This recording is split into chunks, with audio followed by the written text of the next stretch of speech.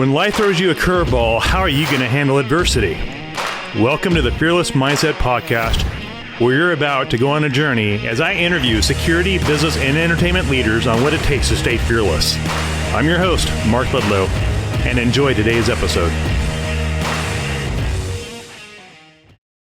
No, I'm really excited now to be part of Ronin Training Systems to bring what I've learned and experience of the MMA world on what actually works on somebody in situations as far as tactics and physical combat, and I see a lot of things out there where I see people grab someone or hit them and I'm like, man, that's not going to work on anybody who has any kind of motivation to hurt somebody else. It's not going to incapacitate them. It's not going to, it might unmotivate a 160-pound pothead, but it's not going to hurt a ferocious human being. All the techniques that I like to employ, they turn people off, or destroy limbs to the point where they can't use it anymore. And I can show you films of me doing it to people, and everything I show or do has real world application. It breaks bones and it puts people to sleep. So, folks, if you're listening, we're doing a little mini introduction on why we're doing Ronin, what we're excited about Ronin Training System. As you guys all know, Frank, Ron, and I have partnered in making the Ronin Training System. This was actually Ron Owens' idea a couple of years ago, and we are starting to put things into play. We're going to do video formatting, so you can download some video format and information that way, and you can see Frank do some stuff online as well, and you can join us at the Academy. I'm excited to be partners with these great, amazing. Ron is a retired first sergeant from the Army. We all know Frank's background, MMA, UFC legend in the UFC fighting world. He's done a lot of great things, and he's still relevant, and most of the guys in the UFC are not relevant, and Frank continues to be relevant in the industry today. So that says a lot about Frank's business mind. Not only is he a fighter, but he has a business mind, and the ability to network is like no other. Next to Ron, Ron's a really great networker too. And we all have our strengths, and I'm excited to be working partners with Frank and a personal friend now, and with Ron as well. Let's hear it from Ron Owens over there in Oklahoma. Well, I am just honored and grateful to be partners with you and Frank and doing something that I consider extremely important and vital. I think people say that the oldest job in the world is by women, but I don't think it is. I think it was security. Back in the caveman days, when you got ready to go to sleep, there was always somebody that had to protect the rest of the group from danger. And so it was always someone that was vigilant and standing a watch. And I think security is the oldest job, and protectors are the oldest job that there is. And I think it's the most noble thing about that person in that group.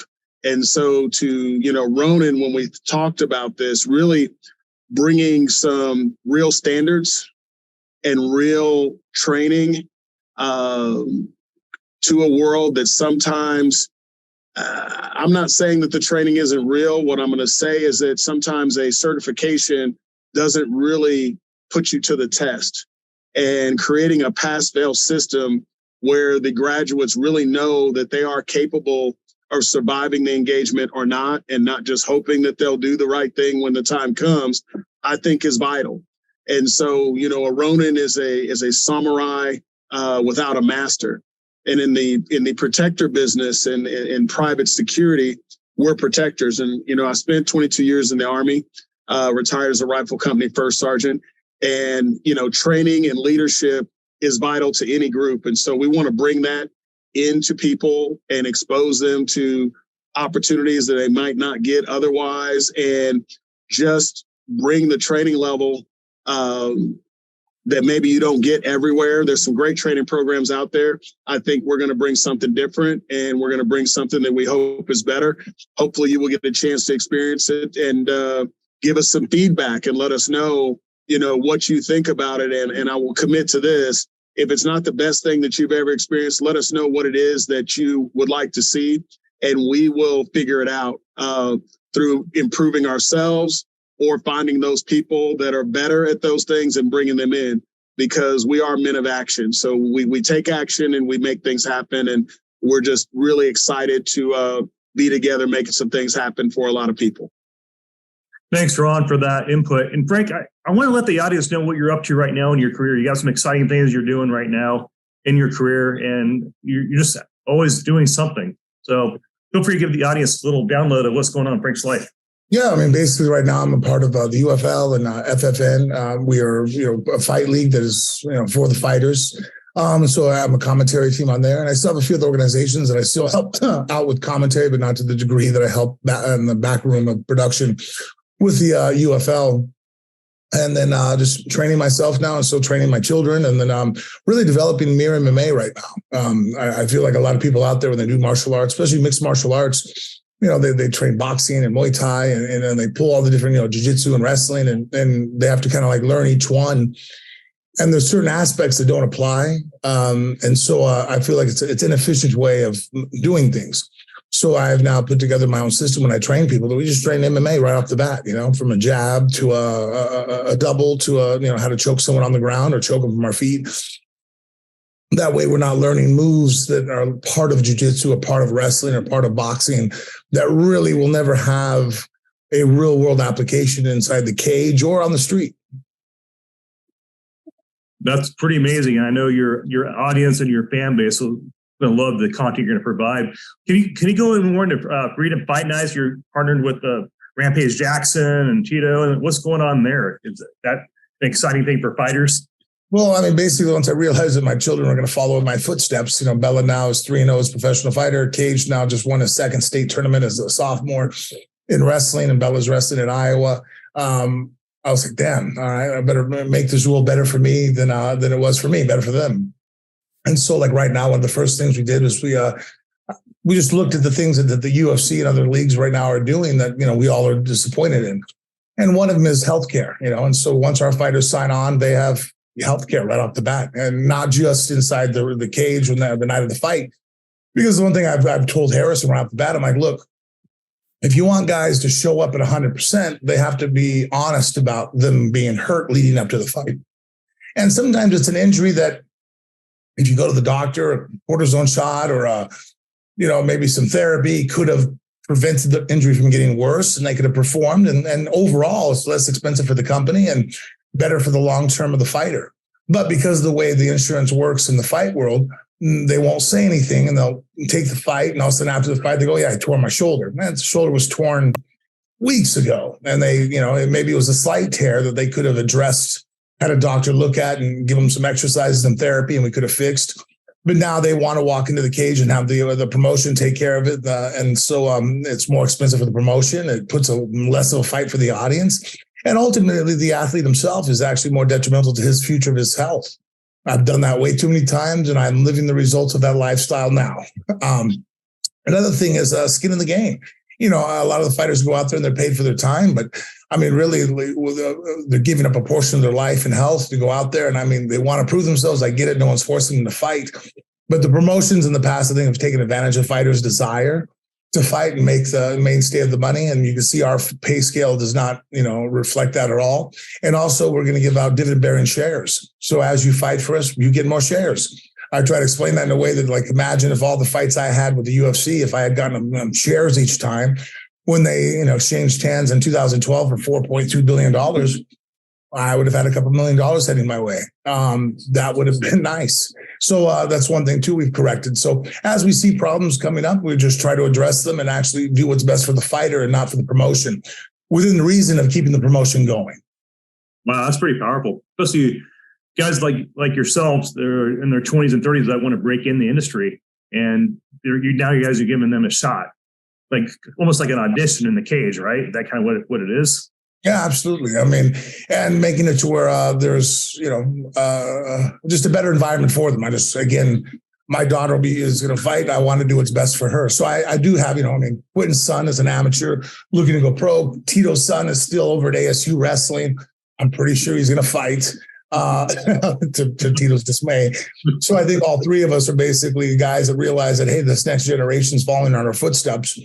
What can we do to make it better for them? What are the things that we complained about? Another option, if any of our guys, unless it's a month before a show that they're signed on to, they're under contract from us, and they're not fighting for 3 or 4 months, and someone comes along and go, hey, I found a match that I can go make money at. Go get paid. Like, why do you have to sit on the shelf with us? Is that a risk that maybe one of our guys get hurt that we can't use? Well, yeah, but I've been there where I've needed money, and the promotion that I'm with currently assigned under doesn't have a fight, or someone got hurt. And now it's like, well, we don't have a fight for you, and you're not allowed to go anywhere else to make money. I don't know. I've always thought that was more like indentured servitude. So that was one thing that I really pressed hard on with Harrison, was like, we're not holding anybody ransom. Oh, nice. If you find something else better, go. Like our show as good as possible, so they want to stay. But if the timing works out to where we don't have an opponent for them, or someone got hurt and they find money somewhere else, go take it. Take advantage, provide for their family, provide for themselves. That's a great concept. I mean, when you first told me about this a couple of years ago when you guys were working on the idea, I'm like, wow, what a concept. And you just told me you had how many views on the last fight? Like a couple 100,000? Yeah, we had 250,000 views as of yesterday when I clicked on to look. And that was with no Wi-Fi. I had Chris, a student of mine, and one of my best friends flew in, 3 or 4 Suns player, a couple of professional. I mean, we had some people that had influence there, and not one of them could send out a tweet or a text, and neither could we. We had to use an ether line that they were using to send off the show itself, and some of our social media guys finally tapped into it. But talk about being handcuffed. I mean, we probably lost out on 10 million impressions on the real not trying to be aggressive side of making that an estimate. I mean, and we still had that many views. That's pretty powerful. Is the impact you're making in the fighting world. I mean, that's going to set up a legacy for your kids and those other fighters' kids, and that's pretty powerful for the fighting world, for the professional athletes. And Ron, what's your take on this? I know you're a fighter, but the audience doesn't know that about you. But you do like to fight too, and that's how you. Well, liking to fight and being a fighter is 2 different things. Nobody's ever paid me to fight, but I do like combat sports and combat arts. I like knives, guns, and fists. But no, I think it's interesting, being a fight fan and watching the fights through the years, boxing and MMA, even kickboxing, putting some control measures in that allow the fighters to have some longevity, have some security in their future. I've always thought it was unfortunate when a young person wants to be a fighter that, it's tough enough to have a job, try to train, and then prepare for this fight when you're not being paid a lot of times as an amateur, and you're going to have to go after work, giving up weekends, giving up all this time. And then you have to have health concerns on top of that.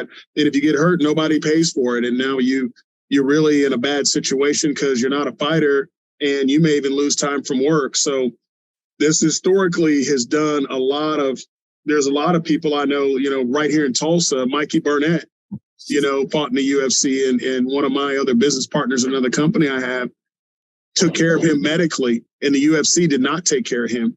And Mikey Burnett, actually Dale, Apollo Cook, who we have an XFN fight this week, and Frank's going to be doing the commentary.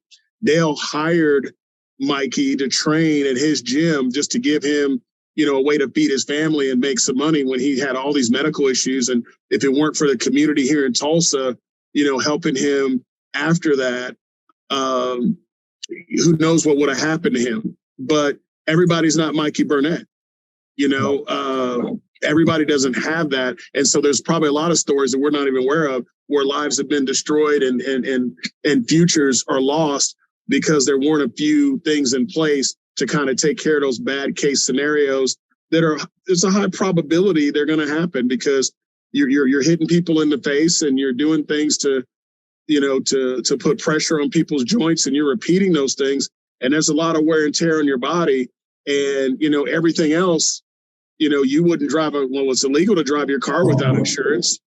It's illegal to buy a house without insurance. And I mean, those are inanimate objects. I'm surely we value human life more than we do cars and homes. So I think that's what you're doing is great, Frank. And I think it'll be great for the sport and great for people's lives. And there's nothing better than being able to pursue your dream and in a way that doesn't cost you everything.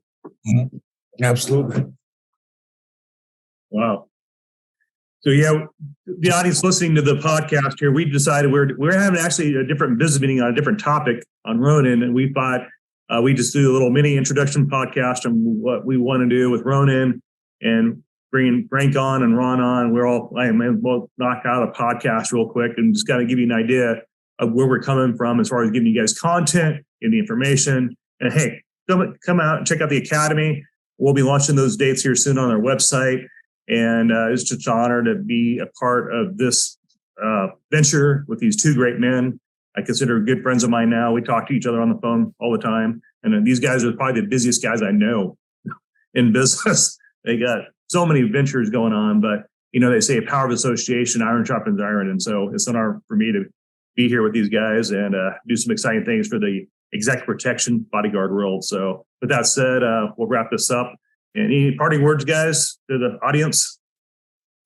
No, pay attention. I think we're going to make it like everything else I try to be a part of. I just try to improve the industry.